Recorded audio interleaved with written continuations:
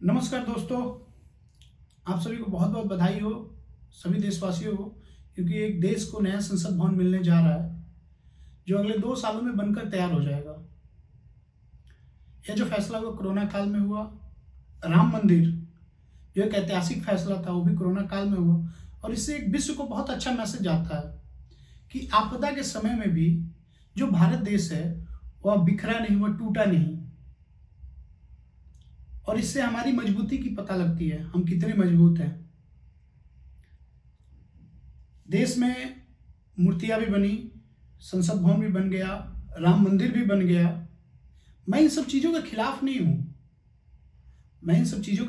नहीं हूं, मैं उन चीजों को बढ़ावा देना चाहता हूं जो कई दशकों से टूटी फूटी हालतों में पड़ी हुई है। आप किसी छोटे शहर के हॉस्पिटल की हालात देख लो जो एक मेट्रो सिटी नहीं है, चाहे वो उत्तर प्रदेश हो, चाहे वो बिहार हो, चाहे वो पंजाब हो, चाहे हरियाणा हो। किसी स्कूल के हालात देख लो, उस स्कूल की इंफ्रास्ट्रक्चर की क्या हालात है। संसद भवन का जब प्रपोजल आया तो उसका कहना जो उसके पीछे रीजन था कि नया संसद भवन की जरूरत क्यों, तो भविष्य को देखते हुए जो भविष्य में कठिनाई आएगी पुरानी संसद भवन में, इसलिए एक नया संसद भवन का हमारे सामने प्रपोजल आया और नया संसद भवन बनाने का वो वर्क शुरू हुआ। तो क्या जो देश के बच्चे हैं, जो 125 करोड़ के आबादी में जो पल रहे हैं लोग, उनके स्वास्थ्य के साथ खिलवाड़ हो रहा है। क्या जो किसान के बच्चे जो सरकारी स्कूल में पढ़ते हैं, उस सरकारी स्कूल के इंफ्रास्ट्रक्चर को क्यों नहीं ध्यान दिया जाता है, उनके भविष्य के बारे में क्यों नहीं सोचा जाता है। जब देश में नए संसद भवन बन सकते हैं, राम मंदिर पर ऐतिहासिक फैसला आ सकता है, वो भी इस कोरोना काल के दौरान में, आपदा के समय में, तो पिछले कई दशकों से ये स्कूल, ये हॉस्पिटल, ये रोड, सड़कें टूटी फूटी, आज भी बिहार तो छोड़ो, देश के कितने जगहों पर जल और पानी की भी, जल बिजली की आपूर्ति है। उन चीजों पर क्यों नहीं बहस होती है, उन चीजों पर क्यों नहीं सोचा जाता है। जब इनके बैठने के लिए, जब इनके रहने के लिए दिक्कतें हो इस संसद भवन में, तो एक नया संसद भवन का वो भी भविष्य में दिक्कतें हो सकती है। उस चीज को लेकर प्रपोजल आया और एक्सेप्ट हुआ और उसका शिलान्यास हो गया और अगले 2 साल में बन भी जाएगा और ये ऑन टाइम होगा, क्योंकि यहां पे जो है ना, देश चलाने वालों की बात है, उनकी सुरक्षा, उनकी रहन सहन की बात है। आज किसी विश्वविद्यालय में 3 साल के बदले 5 साल में डिग्री मिलती है, उस समस्या पर क्यों नहीं कोई बात करता है। अभी कोरोना काल में बिहार में चुनाव हुआ, चुनाव के समय बहुत ज्यादा मुद्दा चल रहा था, 10 लाख रोजगार, 15 लाख, 18 लाख, सब लोग खुलकर रोजगार बांट रहे थे। कोरोना काल खत्म हुआ, रोजगार की पूछ तक नहीं हुई किससे। सरकार ने एक मुद्दा दे दी, किसान आंदोलन शुरू हो गया, फिर कोई और आंदोलन शुरू हो जाएगा, फिर कोई और ये जो रोजगार का मुद्दा है ना, ये अगले चुनाव के वक्त ही फिर से आएगा कि आपने तो कहा था, आपने दिया नहीं। फिर उनका एक अपना कोई स्ट्रॉन्ग पॉइंट रहेगा और उस पर बात करेंगे कि नहीं, इस बार तो नहीं दिए, लेकिन इस बार जरूर देकर जाएंगे। बिहार में हर बार बाढ़ से आधी बिहार डूबती है, कोसी, गंगा। उस बाढ़ की एक परमानेंट सॉल्यूशन क्यों नहीं होता है, उस पर क्यों नहीं। जब बाढ़ आया था तो एकदम बात पे बात चल रही थी कि अब इसके बाद जो होगा ये कर लेंगे, वो कर लेंगे। बाढ़ खत्म हुई, बाढ़ कम हुई, उस पर कोई बात विचार नहीं है। तो इसका जिम्मेदार कहीं ना कहीं हम और आप हैं। हमें एक मुद्दा उछाल दिया जाता है, आप करो मुद्दे पे बात। इस टाइम सभी लोग किसान आंदोलन पे लगे हुए हैं। जैसे ही ये समस्या खत्म होगा, मैं लिख कर देता हूं कि कोई ना कोई फिर एक आपको मुद्दा दे दिया जाएगा और उस पर हम लोग चर्चा करने लगेंगे। ये सिलसिलेवार चलते आ रहा है ना, हमें एक हमारा जो दिमाग को है डाइवर्ट कर दिया जा रहा है।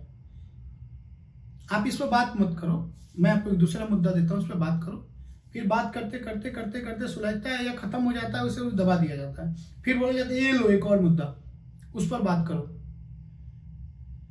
तो मेरी बस इतनी सी सवाल है, इतना सा मैं कहना चाहता हूं कि जब देश में संसद भवन बन सकता है फिर से, वो भी एक आपदा के समय में, राम मंदिर पर फैसला आ सकता है, बिहार में चुनाव हो सकता है। डिजिटल रैलियों की बात हो रही थी और उसके बाद जो रैलियों में धज्जियां उड़ी सोशल डिस्टेंसिंग की, उसके बाद तुरंत छठ आया और होने लगे सोशल डिस्टेंसिंग फिर से। मतलब ये जो राजनेता है या नेता है या ये जो राजनीतिक पार्टियां है, वो एक आपदा को भी अपने अनुसार उपयोग कर लिया। एक आपदा को, कोरोना जैसे आपदा को अपने अनुसार, जितने दिन बिहार में रैली चली है, चुनावी रैली, उतने दिन बिहार में कहीं बात हुआ हो सोशल डिस्टेंसिंग का तो आप मुझे बताओ। उतने दिन कहीं फाइन कटने की बात आई हो तो बताओ। उतने दिन कोई पुलिस या कोई सुरक्षा बल सोशल डिस्टेंसिंग पर या कोई भी अब ध्यान दिया हो तो बताओ।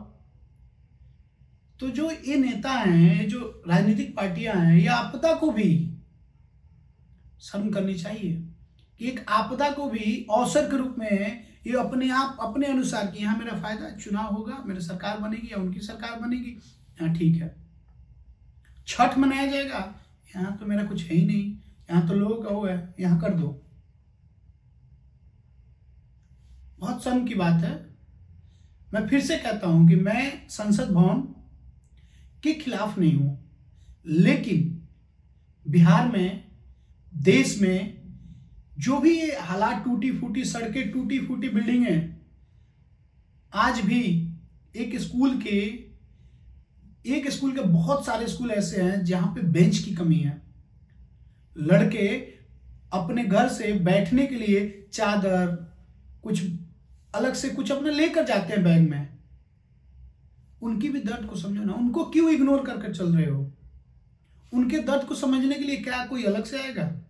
उनके बाप माँ, उनके रिश्तेदार, उनके भी पूर्वज आपको वोट दिए हुए हैं, वो वोट नहीं दे सकते हैं, वो 18 साल से कम है, वो 5 साल 6 साल 10 साल के बच्चे हैं, उनके माता पिता का तो वोट आपको दिया गया है। उनकी जो निजी चीजें हैं, उनकी जो एक आवश्यक वस्तु, आवश्यक जो जरूरतें हैं, उनको पूरा करने का हक आपको है। वो सरकार के भरोसे जीते हैं, इस पर बात क्यों नहीं किया जाता है? कब तक जो अंदर से जो जरूरी चीजें उन पर ध्यान न देकर कब तक चलेंगे हम? इस बात पर सोचने की जरूरत है और ये बात आप और हम सब मिलकर सोचेंगे तभी ये पॉसिबल है। बातें अगर आपको अच्छी लगी हो तो शेयर जरूर करना। मैं सुजीत कुमार, हिंदी गरिमा की तरफ से बहुत बहुत धन्यवाद करता हूं।